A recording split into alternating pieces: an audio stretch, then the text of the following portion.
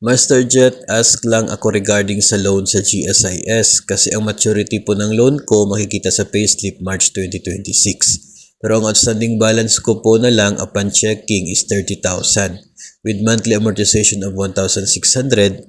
Pero pag kinumpute yun, 18 months na lang dapat ang bubunuin kung pambabayad na matatapos dapat ng November 2025. So paano po kaya yon?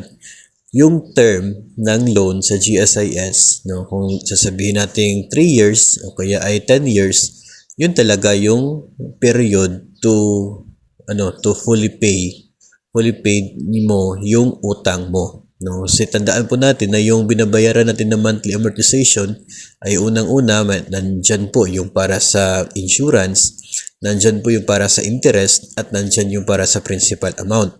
So hindi po ibig sabihin na kung yung amortization mo ay 1,600, lahat ng yun napupunta sa principal payment ng inyo pong loan. So hindi po sapat na you divide the principal balance doon sa amortization mo, kasi nga kapag gagawin mo yon, maliit lamang yung magiging resulta, and ina-assume mo na lahat ng payments ay napupunta doon sa principal amount ng loan. So parang nadi-disregard yung para po sa interest ng inyo pong utang.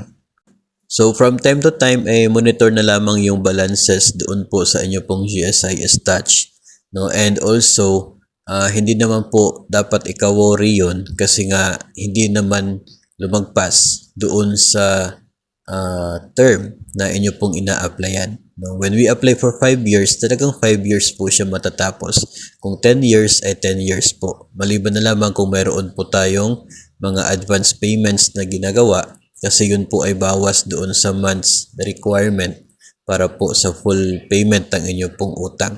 So kung dependent po tayo purely doon sa monthly amortization, so yun pong number of amortizations na nandoon po upon application, yun po talaga yung magiging requirement na number of months para sa full payment ng ating utang.